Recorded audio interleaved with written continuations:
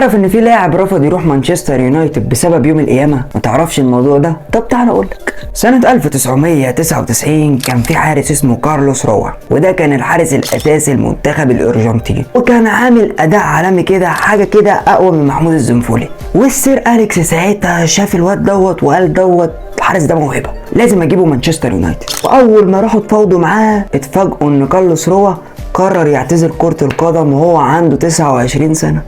وكارلوس روا عمل كده يا حبيب الزرسور بسبب ان هو تدين جدا وانضم لجماعة بتؤمن ان العالم هينتهي سنة 2000. كان كارلوس روا واخد اهله وراحوا المزرعة في الارجنتين واستعدوا ان هم كده متجهزين عشان يوم القيامة بقى يجيلهم بقى، عشان سنة 2000 تيجي ويوم القيامة ولا يجي ولا العبط اللي بيقوله دوت، عشان كارلوس روا يقرر يرجع من الاعتزال ويلعب كرة تاني. بس للأسف كارلوس روا لما رجع ملقاش نفسه أساسي وبطل يلعب. انت لو عملت اشتراك ممكن ما تلاقيش نفسك أساسي عندي.